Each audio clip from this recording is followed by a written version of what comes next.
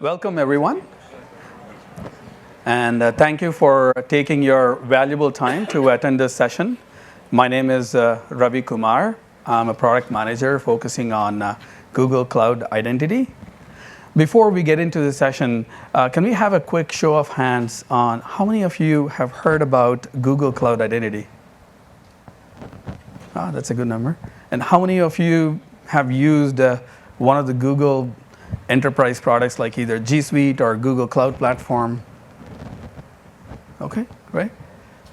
Thank you. So in today's session, we're going to talk about 3 key areas that you as an identity professional or an IT decision maker, you need to keep an eye on when you're doing IAM planning. The first area is keeping an eye on the workplace requirements, right? So how the new workplace requirements are paving the way to new innovative security models, and then how you can use it by providing more flexibility to your users and at the same time maintaining that security. The second area is one of the most often things that we don't pay close attention to is the device security and the device management aspect, how we wanted to show you how it can actually play a key role in supporting your IAM access management capabilities. And then finally, we understand that a lot of you have web-based workloads and also a lot of on-premise-based applications. We wanted to discuss a little bit more about how the hybrid setup works and some of the challenges and then some of the solutions that you can offer. All right? All right, so the first one is about the workplace requirements, right? So when you look at the workplace today and also look at the workplace in the past, not too far, maybe about 5 or 10 years ago, right? You'll see a stark change, huge difference between how the workplace used to be about 10 years ago and now, right? In the past, you used to go to work and get and work on or the desktops or laptops provided by your company. And you often access your business applications that are one of your data centers behind the firewall. And then you primarily collaborated with your colleagues, right? So, and then make things happen, and then you go home, right?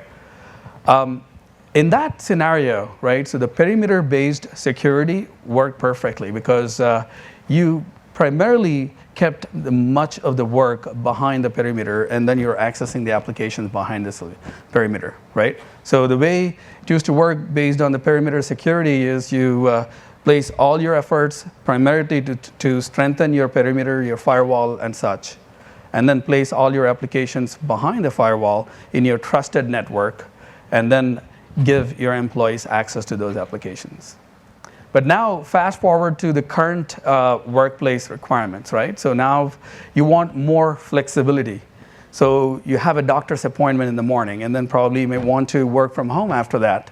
You don't want to basically drive to work after the doctor's appointment. Or if you have your own personal device and you want to work from your personal device, so you want that flexibility to be more productive, right?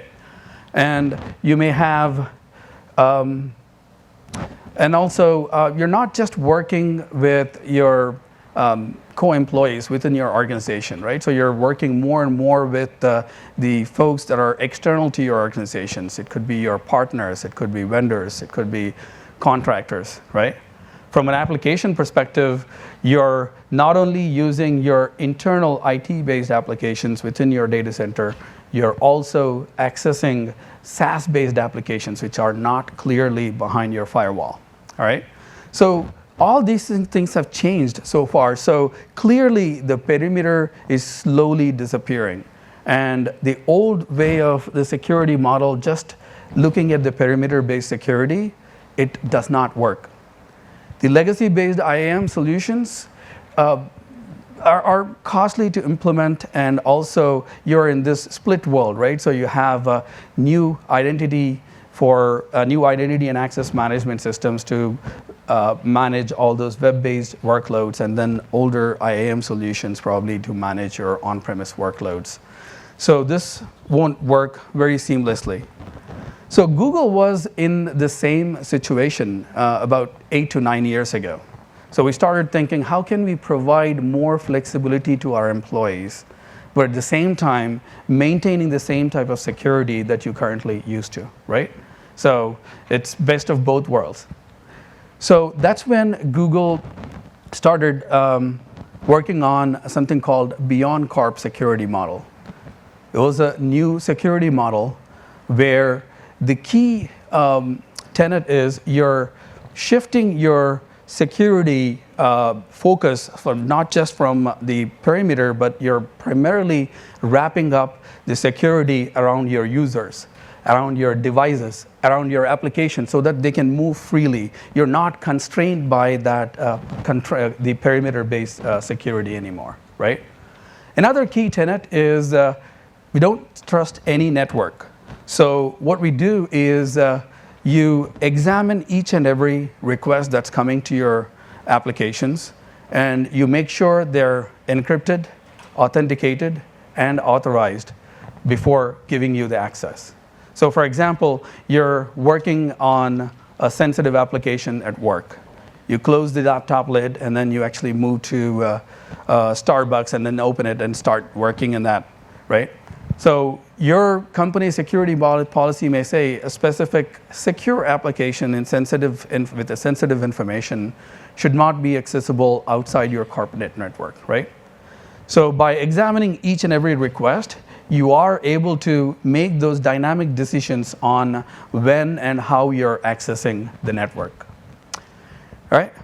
So this basically what it gives you, the net is it gives you that flexibility for your employees, but at the same time maintains the same kind of security, giving you best of both worlds.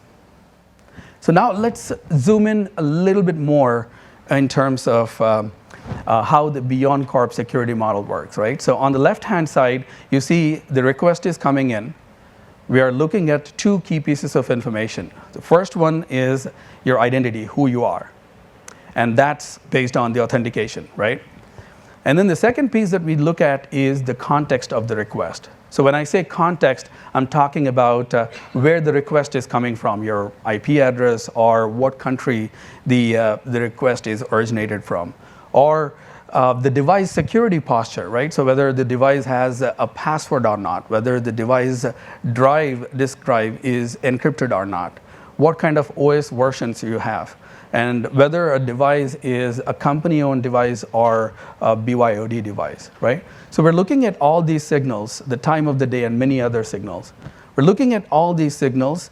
Now the request looks at, we compare this information with the rules that you assign to these applications, and then the enforcement point will make a decision whether you can access that application or not.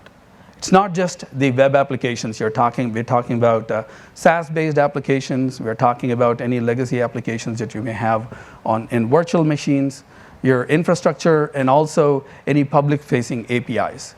So you can put this front end all this Beyond Corp model, security model, for all your applications, and then you can make those determinations using this dynamic model.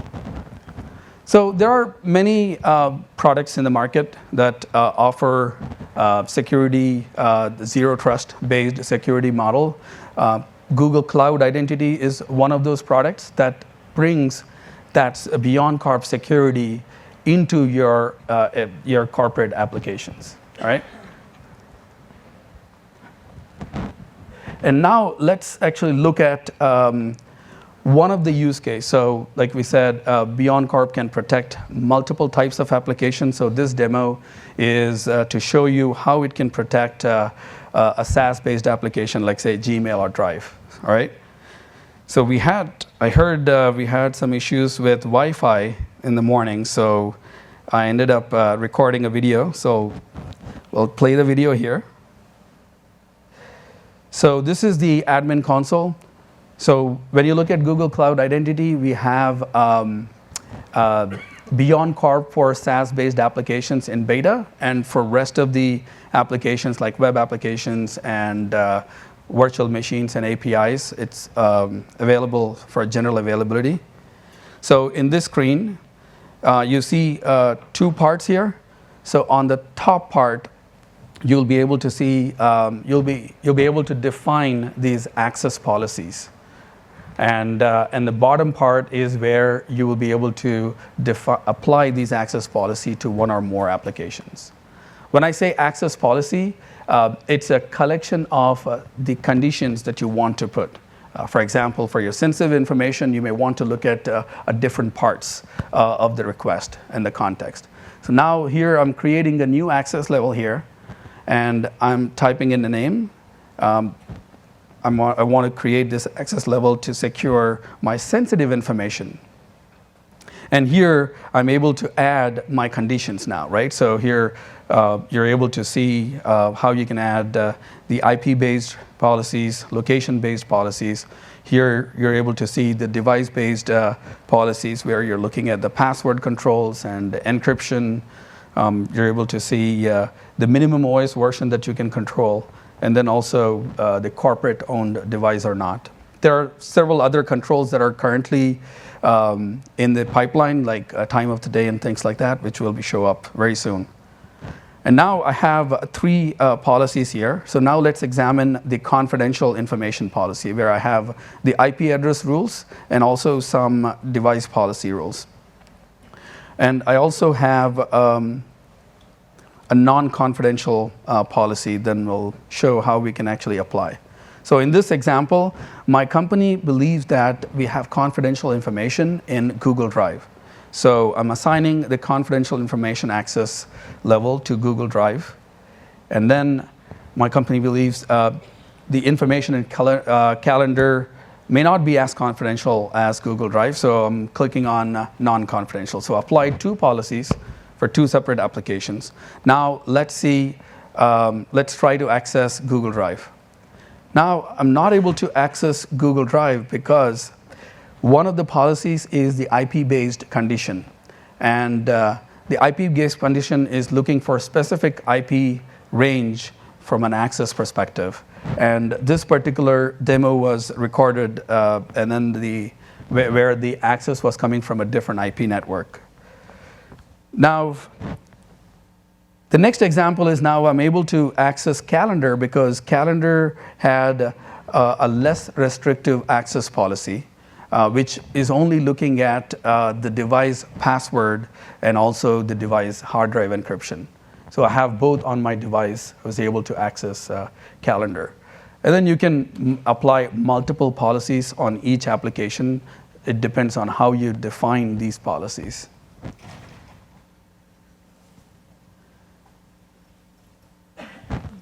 All right, moving on. The second area that we wanted to highlight is the device management and security aspect of it. So like I said, so this is one of those things that we often forget or not take into consideration. But what we believe is device plays an equally important role when you're thinking about access. So we just saw in the Beyond Corp security model, there is a major component in the access permissions that is based on the device security posture, right? So when you have an identity solution and your device management solution, which are integrated tightly, that can actually help you bring in those signals that you need from all your devices so that you can use that information to make the access permission using access levels. The second aspect from an identity professional is you actually define these policies in one single place, and then you'll be able to use the same policy to apply on a variety of applications, infrastructure, and also devices. So that gives you that flexibility. So from an IT administrator perspective, you can go to just one single console and you manage all those both applications, users, and devices from the one single console. And then finally, from an IT manager perspective, right? So it can help you kind of like from a vendor management and contract management perspective, it can really help you in dealing with one single vendor, one single contract, and one single license. And again, so Cloud Identity provides the device management aspect also. So it's an identity and access management and also a device management platform. So it gives you a single pane of glass to manage all your users, devices, and applications in one single console. And from a device management perspective, you can manage your iOS devices, Android devices, Chrome devices, smart boards, and many more using the device management. And there are two flavors from a device management perspective. The first flavor is the basic device management, which gives you the ability to secure all the devices that are accessing your IT business applications with one single click, all right? And then it also is an agentless way of applying some basic policies. So your users don't have to download any app, or they don't have to answer any questions if they have the basic security requirements like having passwords and things like that. And if you want to go one step forward, you can also use the advanced device management capabilities, where you'll be able to push hundreds of settings and then do app management and everything.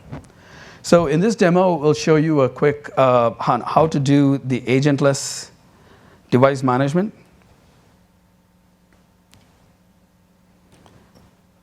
So here in this screen, on the left-hand side, you're looking at the admin console, Cloud Identity Admin Console. And on the right-hand side, this represents a BYOD device with no password, all right? So now I'm trying to search for any devices that are associated with my test account called Easy. So there are no devices on the left-hand side. On the right-hand side, I'm looking at my personal Gmail account, and what I'm trying to do here is I'm adding a corporate account, so my work account, so that I can access my work data, all right? And then here, as part of adding account, you need to enter your user ID and password.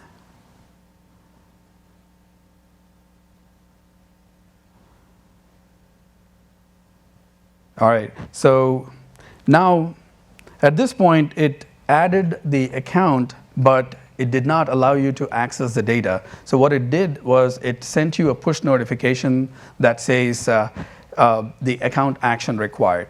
So because this device does not have a password, the user is prompted to add a passcode before accessing the corporate data. Here, now the user can click on that, and it clearly shows why the user is not able to access the data. So it says go and apply the lock screen. And there are several ways to do the lock screen. In this example, we're going for the screen lock based on the PIN code.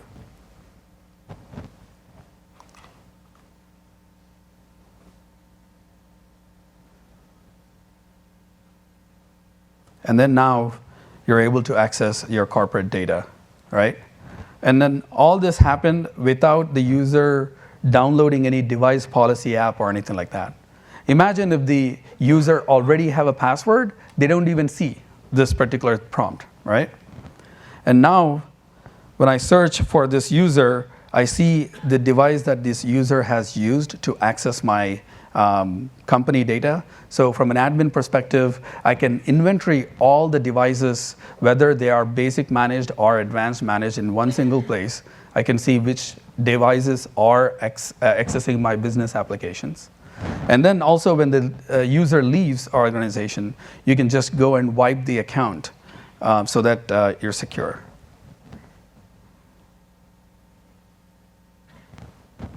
All right, so that's the device management aspect. Now, let's look at the third aspect. The third aspect, which is the hybrid, right? So we all know the SaaS-based application adoption is going through the roof, right? So many companies are going and accessing the SaaS-based applications on a daily basis. And what we also recognize that many organizations still have about 75 to 80% of their applications still on-premise, right? It could be on-premise or private clouds on one of the data centers, right? So the problem there is, again, so you have your security, the security policies are now fragmented, right? So you're using, again, modern identity system to manage all your web workloads and modern workloads. And then probably a legacy directory to manage authentication and other identity needs on the on-premise.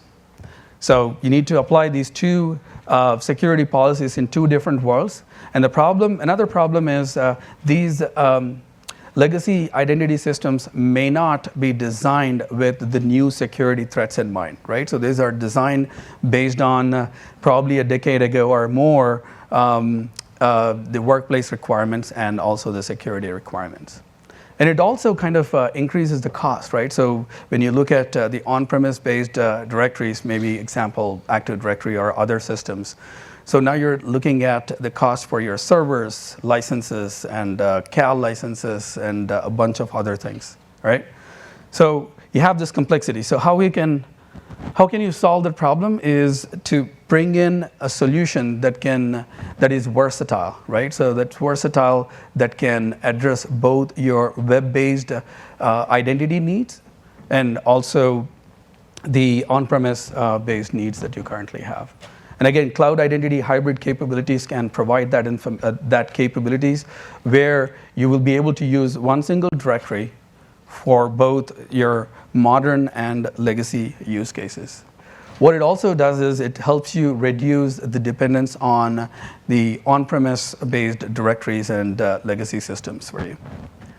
And then finally, the best part here is you can actually move to cloud at your own pace, right? So when you configure this with the hybrid capabilities within cloud identity, you will be able to move whenever you want with the least amount of disruption. So we'll talk a little bit more about that. Okay, so there are several capabilities within the hybrid model. We'll focus for this particular session on Secure LDAP, which allows you to connect your LDAP-based applications to Google Cloud Identity. So Secure LDAP is an LDAP as a service. So imagine you have your LDAP server in the cloud with an exception that you don't have to install it, you don't have to patch it, you don't have to manage it. So it's all done for you. It's a managed LDAP as a service, all right? So what it does is it actually uses, it converts all your the entire corporate Google directory and make it look like a giant LDAP directory.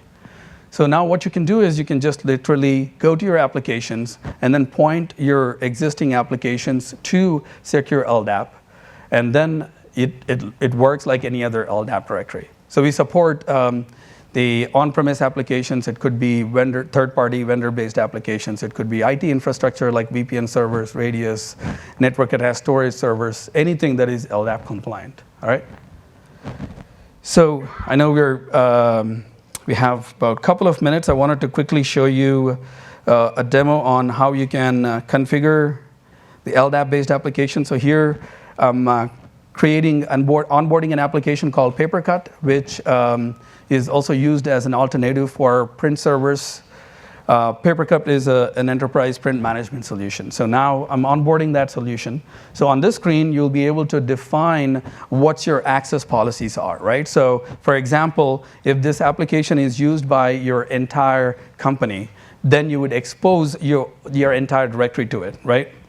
So, or if your application, this LDAP client, is used only by a subset of people in your organization, you can just select a subset of your directory and expose only that particular directory for authentications.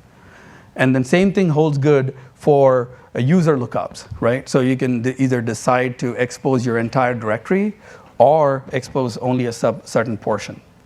And then finally, you can also decide whether you want to expose groups or not, because not every LDAP-based application requires groups access. So if it requires groups access, you can just enable it. Here, what we're doing is we're just onboarding this application, and then we're also creating a TLS client cert for you. so that you can download it. And then now the part 2 of the configuration is you need to go to Papercut admin console, and you need to point Papercut to Google Cloud Identity. So here, selecting Google as one of the LDAP directories. If you don't see Google, you can select Open LDAP or Active Directory. Here, I'm typing in my instance name.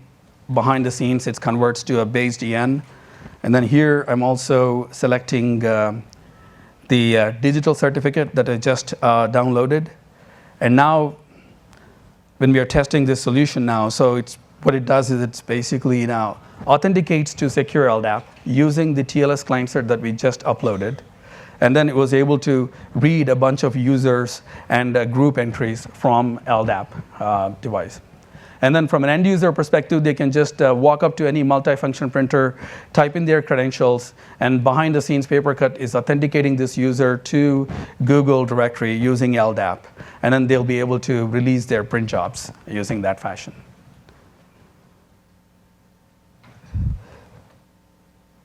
All right. I think if you would like to learn more and want more information, you can go to cloud.google.com/identity for additional information. I know we ran out of time, but I will be outside this room to take any of your questions.